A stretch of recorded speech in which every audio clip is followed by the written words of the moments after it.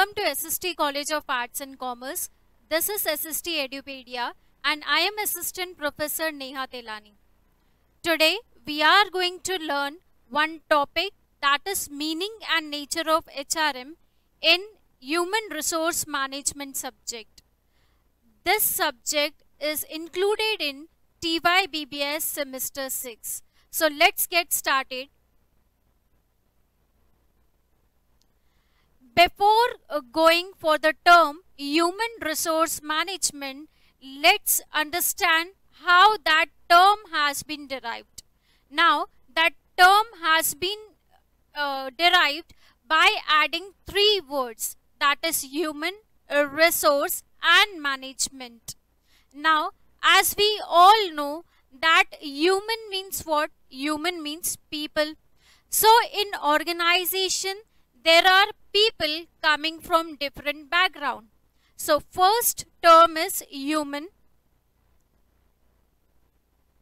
Second term is resources. Now resources means any stock, money, material, machinery which is added in the organization for the smooth working of day-to-day activities. Likewise, we have one more resource, that is staff, or we can say man. Staff or man plays a very important role, because if that resource is included in organization, that will help organization to conduct day-to-day activities in an efficient manner and to achieve the desired results. Then the last term is management. Now, management means to manage all the activities, that is planning, organizing, leading and controlling. Management basically means to get things done from people. So, with the help of people, we can achieve the desired goals set by the organization. So, if I sum up all the three terms, that is human, resource and management, we will come to conclusion that we have human resource management. Now, what do you mean by term human resource management? Let's see. Now, human resource management, it is an art of managing people. In organization, we have to manage people. We have to manage each and every one working in an organization so that to get the desired results, to achieve the goals set by an organization. So in simple words, HRM is an art of managing people at work. Now let's see the characteristic of human resource management, or we can say characteristic of HRM. Now we have 7 characteristics with us. That is, first characteristic, it is an art and science. Second, it is pervasive. Third, it is a continuous process. Fourth, HRM must be regulation friendly. Fifth, focus on results.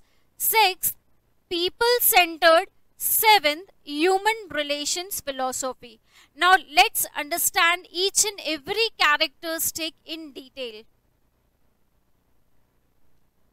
Now, first characteristic is it is an art and a science. See, managing people at workplace, it is an art.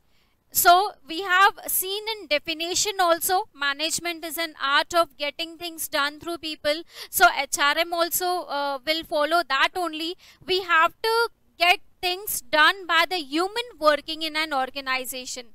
So, it is an art. Second, it is an science also. Why it is in science? Because we have to follow some human relations theories also to get work done in an efficient and proper manner.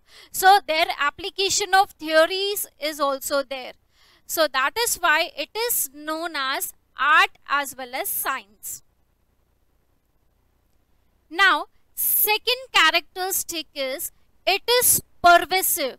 Now, what do you mean by term pervasive?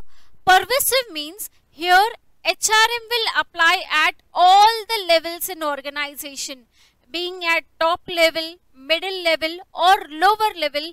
Everywhere we have to apply HRM, that is human resource management. And even in organizations also, different form of organizations also, HRM plays a very important role. So let it be the profit making organization, non-profit making organization, everywhere HRM plays an important role. Then third characteristic we have is it is a continuous process. Now why it is continuous process? Because suppose I have selected certain that is candidates for my organization, there the work will not end, right? I have to give them training, I have to give them development also, I have to conduct performance appraisals also. So it is continuous process. It doesn't end just by hiring the candidate, further process continues. Then we have fourth characteristic with us, that is HRM must be regulation friendly. Now what do you mean by term regulation friendly? First of all, HRM should be applied considering the legal aspects also. Second, there should be equal opportunity and equal pay for the persons working in an organization. There should not be any discrimination based on, that is, gender, based on caste or based on religion. There should be equal treatment or equal opportunities for all the employees working in an organization. Next characteristic we have is HRM focus on results. Now HRM is performance oriented, purely performance oriented. It focuses on results rather than on rules. It encourages employees to give 100% to their work so that the set goals or set objectives are attained. So that is why it is known as that HRM focuses on results. Now next characteristic is HRM is people centered. Now HRM, that is human resource management, is all about people at work, being it at individual level or at group. People related functions are carried out in organization. Now people related functions means hiring, training and development, performance appraisal, working environment, etc. Now let's see the last characteristic of HRM, that is human relations philosophy. Now human relations philosophy means here HRM recognizes individuality and individual differences.